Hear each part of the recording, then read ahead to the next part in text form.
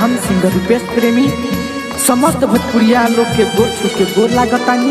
यही सावन के पावन महीना में मस्त महीना चढ़ल सारा भक्त भोले बाबा से अर्जी लगावता और कहता ए बाबा देखिए तो भक्त बहुत लाचार बा और अपने से अर्जी लगावता और कहता तो सुनी ए बाबा।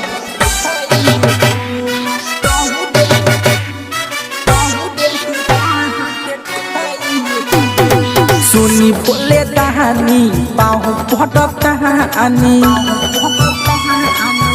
बाबा।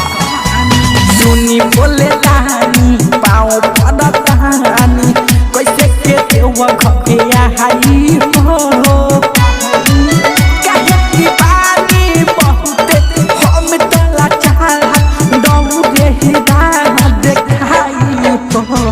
सुनी बोले कहानी पाँव पटक कहानी कैसे के देवा घके आई हो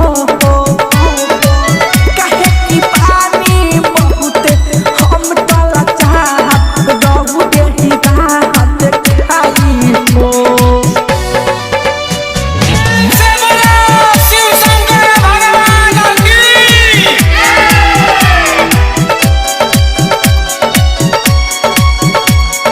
Recording by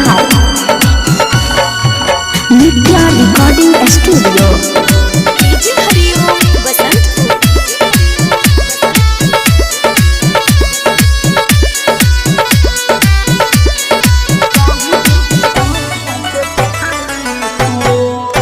कान्हे धोइनी हम गावा नइखे मिलत हमके पावा हे बाबा।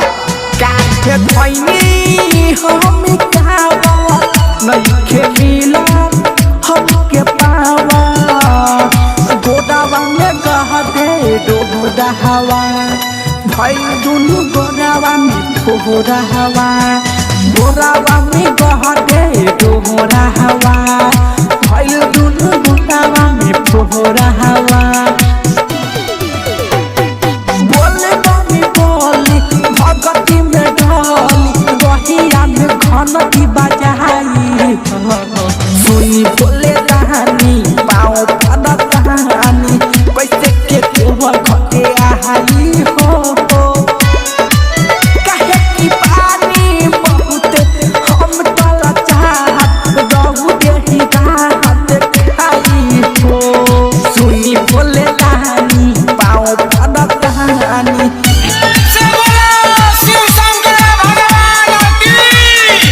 डीजे हरिओम बसंत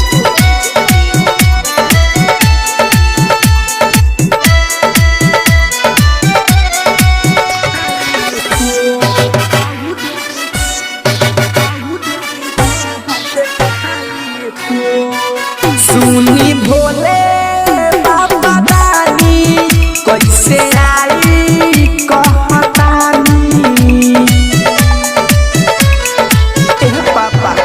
सुनी भोले बाबा दानी कैसे आई कहतानी दाई तो देलकी लिखले प्रेमी रूपे सुनहैले दाई तो देलकी लिखले प्रेमी रूपे सुनहैले